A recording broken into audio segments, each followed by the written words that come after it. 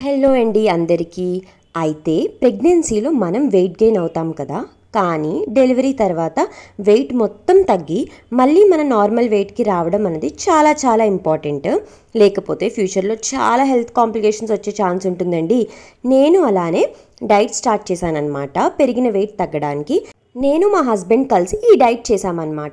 In fact ఇప్పటికీ చేస్తున్నాను నేను, మా హస్బెండ్ కూడా దాన్ని ఒక లైఫ్ స్టైల్గా చేసేసుకున్నాం.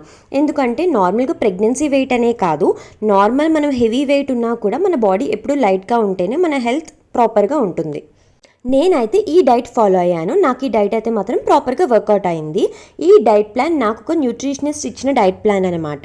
నేను అప్పుడు 75 kgs ఉన్నాను ఆఫ్టర్ డెలివరీ. ఇప్పుడేమో 10 kgs తగ్గి 65 kgsకి వచ్చాను. నా టార్గెట్ అయితే మాత్రం 60 kgs. ఈ 10 kgs తగ్గడానికి 2 months పట్టింది. మా హస్బెండ్ 15 kgs తగ్గారు ఈ 2 monthsలో. సో ఒక్కొక్కరి బాడీ ఒక్కొక్కలా రియాక్ట్ అవుతుందన్నమాట. సో ఈ డైట్ ఏంటో ఇప్పుడు చూసేద్దాం.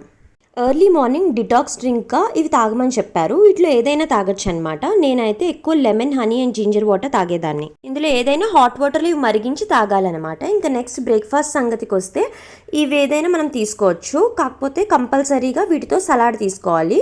పెసరట్టు తింటే 2 పెసరట్లు విత్ చట్నీ, అండ్ సలాడ్ ఏమో క్యారెట్, బీట్రూట్ కానీ మష్రూమ్, క్యాప్సికమ్ కానీ తీసుకునేదాన్ని.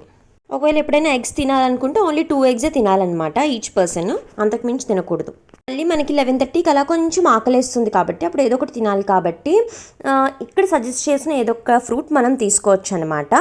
ఇంకా లంచ్ సంగతికి వస్తే మీరు చూసారు కదా, ఇక్కడ అంతా క్లియర్గా మెన్షన్ చేసి ఉంది. నేనైతే మాత్రం మిల్లెట్స్లో కొర్రలు తినేదాన్ని. కొర్రలతో ఏ కర్రీ కావాలంటే ఆ కర్రీ తిన్నాను ఎక్సెప్ట్ పొటాటో. అప్పుడప్పుడు మల్టీగ్రెయిన్ రోటీ తినేదాన్ని అనమాట మధ్యాహ్నం.